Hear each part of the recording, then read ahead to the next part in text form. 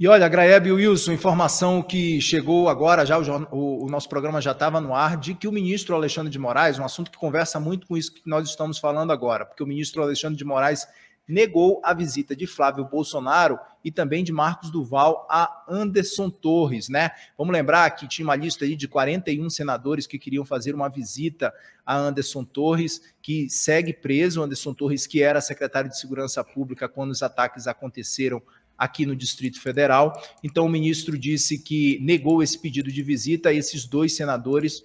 Portanto, então, apenas 38 dos 41 senadores podem visitar Anderson Torres no 19º Batalhão da Polícia, onde ele ainda está preso. Ele disse que os dois senadores, tanto Marcos Duval quanto Flávio Bolsonaro, eles têm conexão com os fatos apurados no presente inquérito e, por isso, negou essa visita a Anderson Torres. Graeb, posso começar contigo? Pode. As pessoas vão achar que eu estou me contradizendo aqui, porque eu venho dizendo há muito tempo que o Anderson Torres não precisava estar mais preso, certo? Porque ele não tem chance, estando fora da cadeia, de destruir provas, de interferir na apuração, né? E eu continuo achando isso. Só que quando eu digo isso, a gente tem que lembrar que se o Anderson Torres saísse da cadeia, ele ia para casa com tornozeleira eletrônica e com uma série de restrições, entre as quais impedimentos para falar com outros investigados ou pessoas conectadas aos fatos pelos quais ele está sendo investigado, certo? Então, dizer que ele não pode bater papo com dois nomes super próximos do pai dele, não é filho, é claro, né? Mas politicamente super envolvidos, super imbricados na história toda, faz sentido. Mesmo que ele já estivesse fora da cadeia, em tese, ele não poderia ficar telefonando para os caras, não poderia ficar trocando mensagenzinha de WhatsApp, ele não poderia manter contato com essas pessoas. Então, assim, a prisão a essa altura do campeonato, já me parece uma restrição excessiva ao Anderson Torres. Falar para ele não conversar em privado com dois caras que estão tão ligados à investigação não me parece uma restrição excessiva. E me parece que ela deveria valer, inclusive, se ele estivesse fora da cadeia, certo? Então, assim, não tem contradição entre dizer o Anderson Torres tem que estar fora, mas não pode receber visita, em particular destes dois políticos, né, que são ali do núcleo duro do bolsonarismo e que estão super envolvidos em toda a história do 8 de janeiro. Então, assim, eu tenho sido bastante crítico das decisões do Alexandre de Moraes, nesse caso. Fui crítico também das decisões do Alexandre de Moraes em relação à busca e apreensão na casa do Bolsonaro, mas essa, em particular, me parece fazer sentido, uma vez que o Anderson Torres continua ali no centro de uma investigação. Não foi inocentado, não foi nada, a investigação ainda está em curso. E você deixar que as pessoas troquem ideias, combinem discursos, combinem conversas, não é uma boa ideia para investigação nenhuma, né? Wilson, sua avaliação, Wilson, sobre essa decisão do ministro Alexandre de Moraes, então. Não me parece uma decisão muito correta. Agora, Kenzo, para além da avaliação sobre a decisão do Alexandre de Moraes, né, de permitir a visita de 38 dos 41 senadores, excluindo ali o Flávio Bolsonaro e o Marcos Duval, né?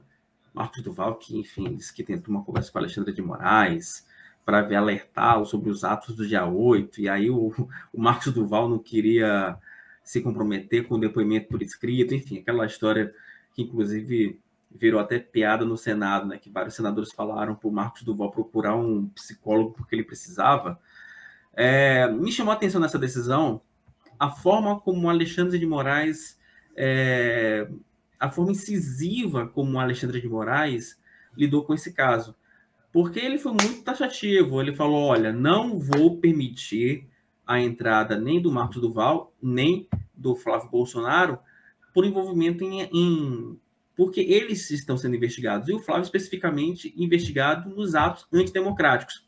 Esse detalhe me parece um detalhe um pouco menor, mas isso dá uma dimensão, isso dá um fio condutor para o futuro, sabe? Eu estou olhando basicamente para o futuro, esse fio condutor. Então, o que ocorre? Se você tem uma situação em que o Alexandre de Moraes proibiu a visita do Flávio Bolsonaro ao Anderson Torres, porque o Flávio supostamente estaria sendo investigado também no caso dos atos antidemocráticos, vejam a capacidade, vejam aí a ligação entre esses dois personagens, entre esses dois núcleos, provavelmente um núcleo operacional e um núcleo político, que pode descambar muito para frente.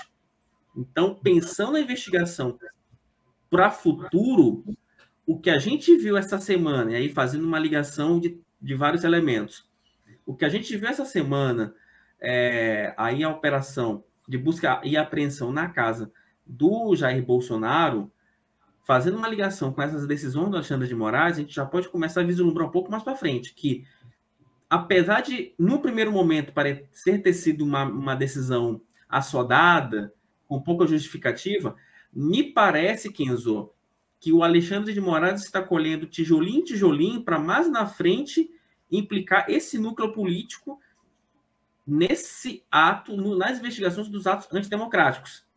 Entende? Sim. Então, me parece que essa decisão do Alexandre de Moraes, ela dá uma luz nessa linha, de que muito provavelmente existe um núcleo político ali sendo investigado, né? Um núcleo político sendo monitorado, e cada decisão agora ela tem que ser vista com lupa, justamente porque ela pode implicar em algo mais para frente.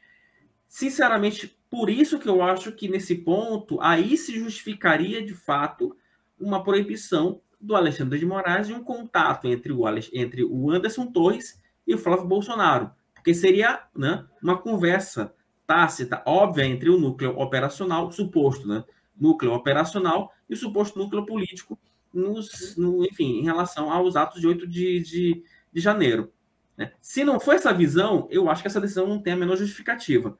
Mas se essa é a visão do Alexandre de Moraes, se esse é o enredo que começa a ser construído, aí a decisão ela é uma decisão forte e uma decisão que, de fato, ela é muito bem fundamentada.